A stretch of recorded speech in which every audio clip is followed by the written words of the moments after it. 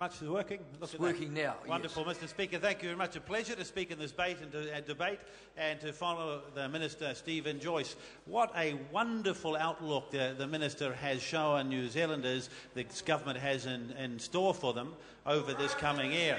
Now, before I get into some of the detail of what a hard-working government we are, and to Minister Joyce, we almost don't have to say that anymore. After 4 years and another election, New Zealanders have recognised that they have a hard-working government. They told all of us a year ago they wanted a hard-working government, and guess what? The two members opposite, they voted for a hard-working government. But, Mr. Speaker, I want to wish you the very best, as this is the first time I've spoken in the House this year, and say I look forward to working with you. But I also want to pay a particular compliment to the former Speaker, Dr. the Honourable Lockwood Smith, and to thank him for his many, many years of service to this House and to New Zealand and New Zealanders. And look forward very much to hearing from him later on this afternoon. What a sad occasion it will be for members opposite. That Dr. Smith is making his last speech and leaving the House. No longer will they feel that they should take points of order in question time, asking him to protect them. I'm grateful that he offered them little protection in his time as Speaker. Now, Mr. Speaker, what I want to do is touch on two things I think are very important. The first is an excellent announcement today by the Minister of Police, the Honourable Anne Tolley, around supporting police more and giving our police force the tools to get on and do what New Zealanders want them to do, and that's to police. And it's a fantastic announcement. But firstly, to set the scene, what's happened over the last 4 years that we've been in government? Well, before we took office, I remember standing on the campaign trail in the Rotorua electorate. At the time, that seat was held by a former Labour Member of Parliament, no longer in this Parliament, and we were talking about crime, and every statistic that came out showed New Zealanders that the last government under Labour had lost track of what they should be doing, and that crime statistics were getting worse. And we had all the reasons for this. It was difficult, and, you know, the police's fault and everything else. Well, what I can say, this government has backed the police force, given them the tools, and in the fiscal year of 2010, we saw a 7% decrease in reported crime throughout New Zealand. 7% decrease throughout the whole of New Zealand, after everything the Labour government had said to us previously, that they were on top of it, and it had a lot to do with the moon and the stars and the weather and so on. But was that a one-off? Well, in the 2011-2012 fiscal year, a 5.9% drop in reported crime throughout New Zealand. Now, is this important? Well, this is about New Zealanders being safer in their homes and in their streets. It's about the police being able to get out and do what it is we want them to do, to police effectively, giving those police the tools, making sure they know the government supports them fully in their job, and for them to be arresting those who choose to break the law and holding them to account on behalf of all law-abiding New Zealanders. And, Mr. Speaker, this reduction in crime is a wonderful thing. I want to look at my electorate for a moment. 2011, a 3.4% decrease in crime. You have to go back a long way to find any other decrease in crime in the Rotorua electorate before we came to government.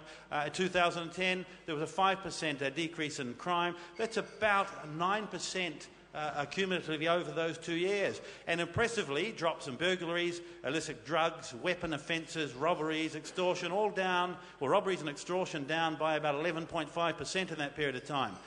Burglary down 10.7%, drug offences 8.4%.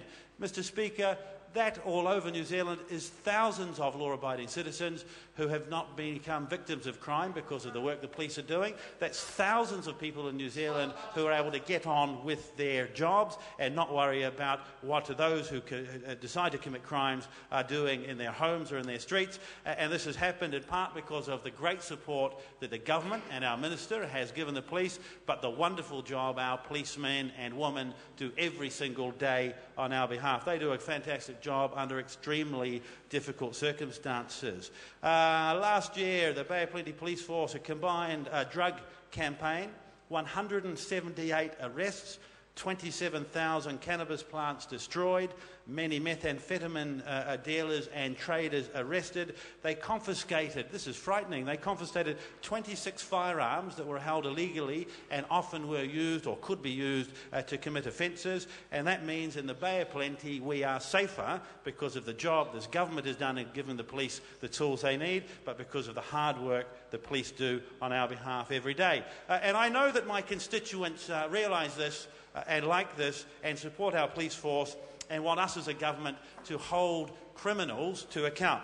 Because in October of last year I was given the honour to come and speak at the inaugural meeting, an opening meeting of the Sensible Sentencing Trust branch in Rotorua. And it was a large room and it was full to overflowing with people that had had enough, who said, we support what the government's doing, we support our police force, and we believe those who commit crimes must be held to account. Peter Bentley, who heads that up in Rotorua, is doing quite an amazing job. So the announcement today, Mr Speaker, well, what's this about? See, the government has got a plan to allow the police, to allow other civil servants to get on and do the job we want them to do, not to bind them or hold them back with unnecessary red tape and bureaucracy. And what I want to say is the work that the Minister Antoli has done over the last year since she became Minister of Police is fantastic and is paying dividends today. One of our priorities this term is to deliver better public services, and her announcement today that 6,500 frontline police officers, and you've got to remember over the last 3 years we did deliver 1,000 more policemen to the front line, which was an election pledge on our behalf, different than what the last government said they would do. They said they'd have more policemen and actually couldn't deliver on that. Well, we did. We delivered more police, men and women, on the front line, but 6,500 of them today an announcement has said that they will receive smartphones by mid-2014 and 3,900 staff will receive tablets. And the reason this is important, Mr Speaker, is because it will free up 500,000 hours of police time to do their job on the front line. 500,000 hours of extra time our police can be out in our communities and our streets finding those who commit crimes against some of the most vulnerable people in our society and holding them to account. And this is wonderful. In the Bay of Plenty, that's 41,526 hours that will be saved in that district each year. 41,000. So, Mr Speaker, what you'll hear at the next election is the Labour opposition complaining, whining, running up and down the country trying to scare hard-working, law-abiding New Zealanders that this government hasn't got a commitment to the police force. But not only did we increase the number of policemen on the front line, we've been able to free up 500,000 hours for them to do their jobs. Do you remember those stories in the newspaper? Where mums and dads were saying, I called a policeman, couldn't get through to him because he was stuck in the back office doing paperwork. Well, this is 500,000 hours out on our streets, and in my electorate and other electorates of the Bay of Plenty, 41,000 extra hours our policemen, we're giving them. And is that important? Well, when I get the chance to go and talk to them and thank them for the job that they're doing on our behalf in Kawerau and in Rotorua and in Murupara and other parts of my election, they tell me that what they enjoy doing most is being out in the community, making sure people are safe and arresting criminals, Mr Speaker. And this government has given them yet another tool to get out and to do that. And I want to say again to the Minister and our Prime Minister to thank you on behalf of our police force for deciding that we will support them come thick or thin.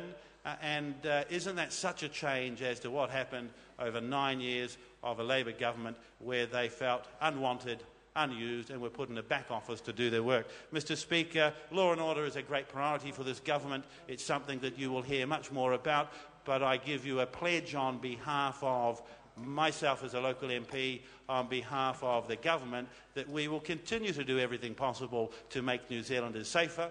We'll do everything possible to support our police force, and I look forward next week to the Law and Order Committee coming forward and perhaps sending back to this House a very important piece of legislation, another great tool for our police, another great way for us to make New Zealanders safer. And I see members opposite nodding they want to support this. A very important bill to ban the wearing of gang insignia in all government buildings throughout New Zealand, to get on top of gangs who do nothing but intimidate, commit crime, harm vulnerable New Zealanders, sell drugs to our children, and in the words of a member of the New Zealand First Party, we don't fear them. We want to give the police tools to make sure that they know what they're doing, they can get amongst them, disrupt them, arrest them, and where absolutely necessary, send them to jail. Thank you, Mr. Speaker. I call the